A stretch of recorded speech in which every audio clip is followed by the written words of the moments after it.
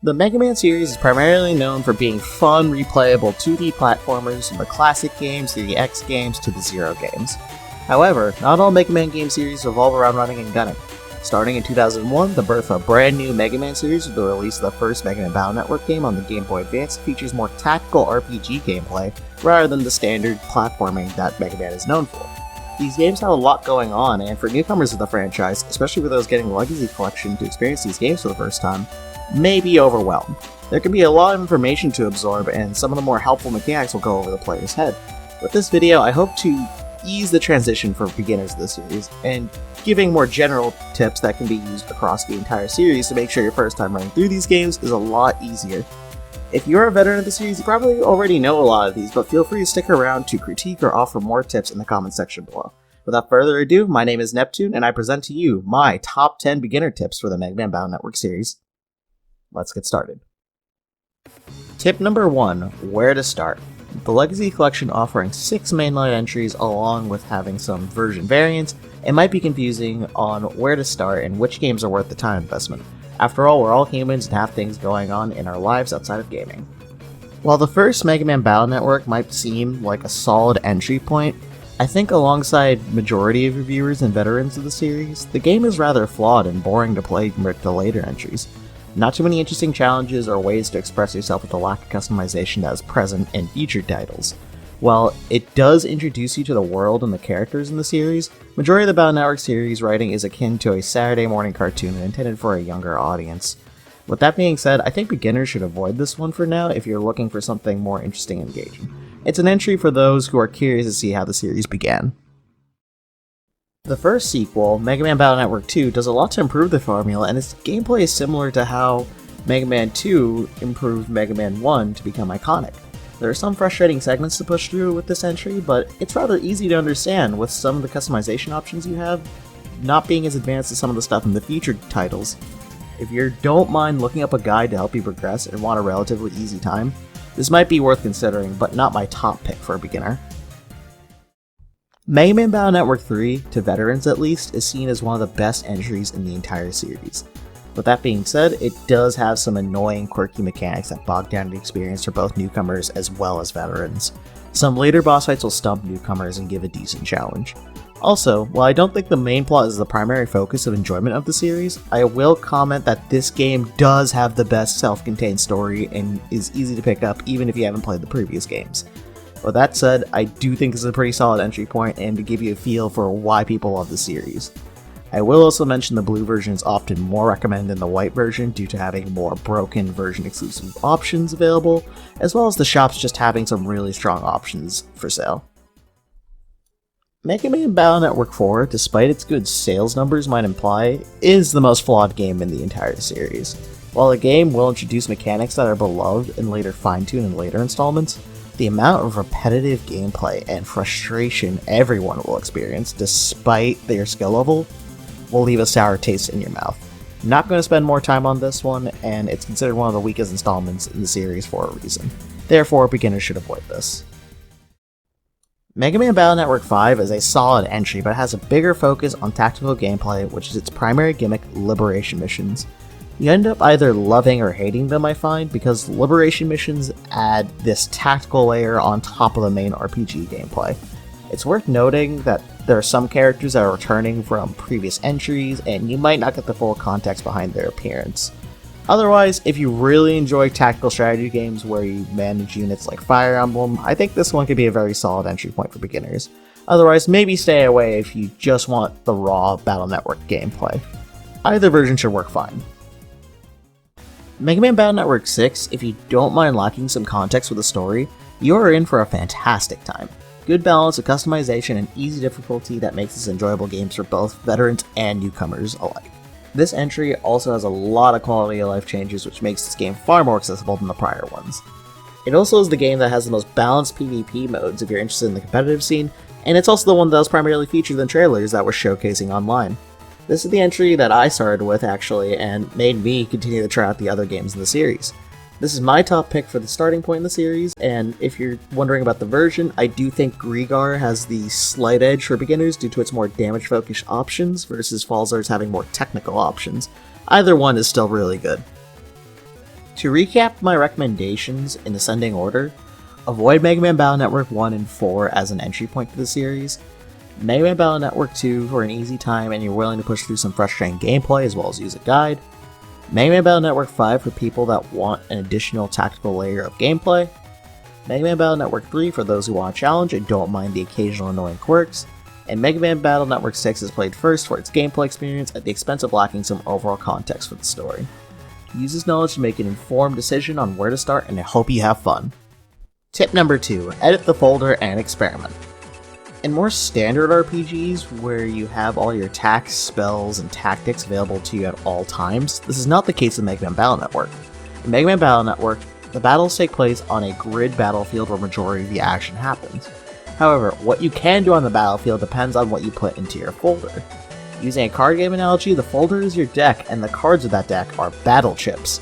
In other words, whatever battle chips you decide to put in the folder, those chips are going to be the primary resources for what Mega Man can use to deal damage to his foes on the battlefield.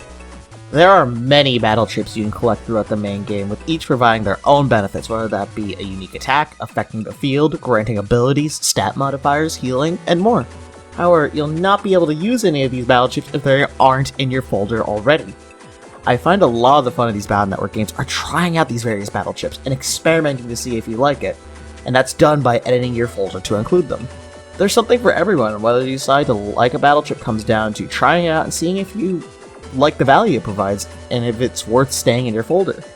It's a form of self-expression, and you'll have fun finding out your own strategies to find success.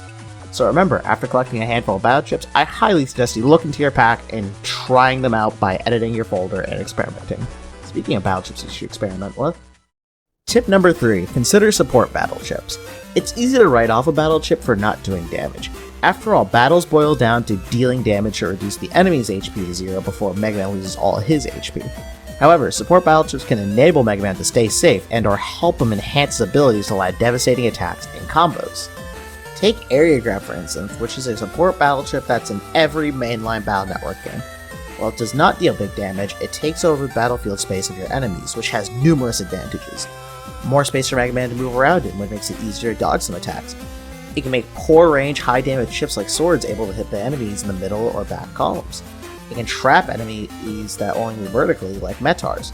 Stack even more of these using the early entries, and you'll be able to lock strong enemies like bosses in place or in the back column in future entries. Another example can be Attack plus 10.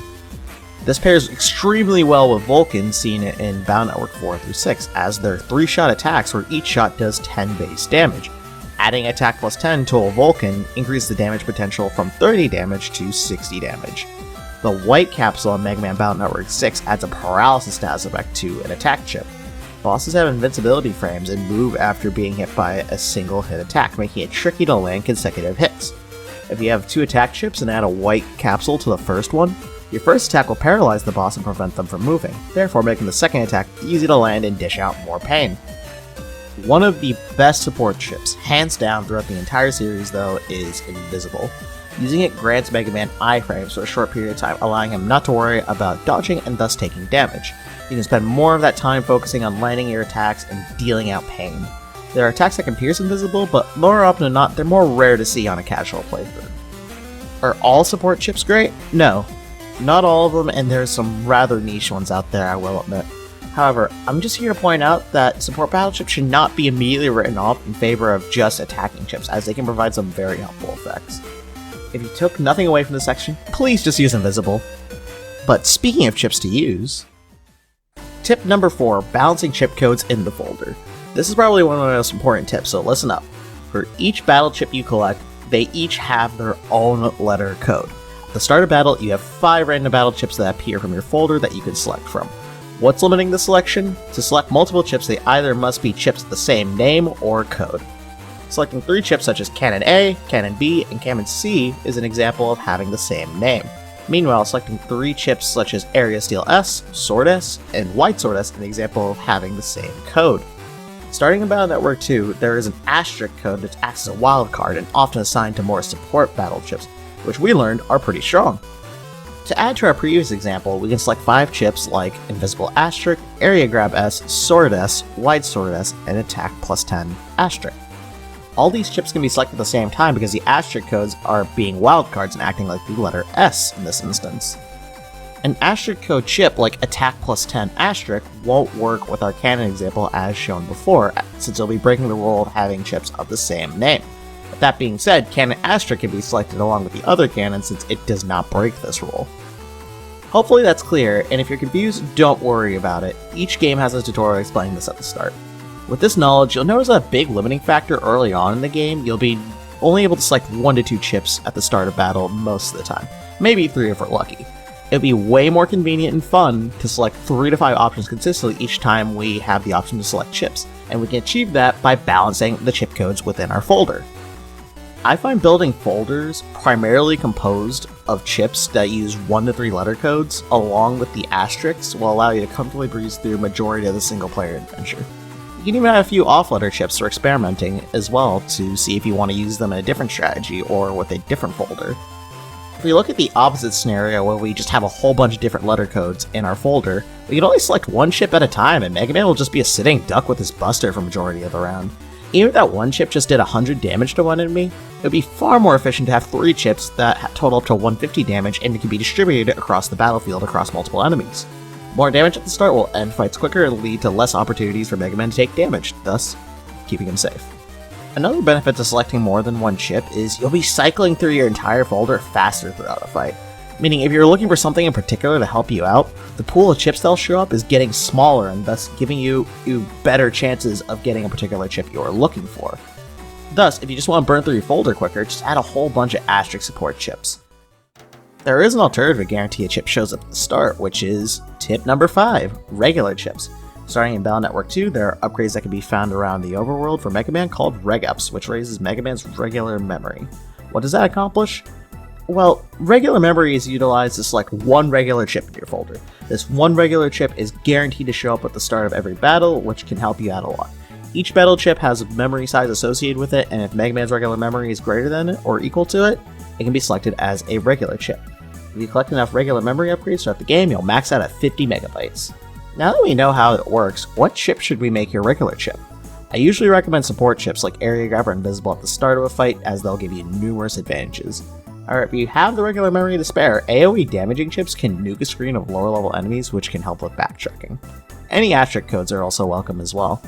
NPCs will mention this at the start of the game, but they'll easily fly over the head of newcomers, so don't forget about setting a regular chip in your folder once in a while. Tip number 6, Program Advances. A Program Advance, or PA for short, is a mechanic used in the Mega Man Battle Network series that allows certain battle chips to be used in succession for a very powerful offense or defense. A prime example of Program Advances is the Life Sword Program Advance, which is formed by selecting Sword S, Wide Sword S, and Long Sword S. If the order of chips you selected is correct, a Program Advance will be formed, and in this case, we get Life Sword, which hits a huge 3x2 area and deals 400 damage, which is much stronger and easier to land than the sum of its parts. Program Advances will shred through the main story bosses and mob fights, and it's a great idea to include at least a few in your folder.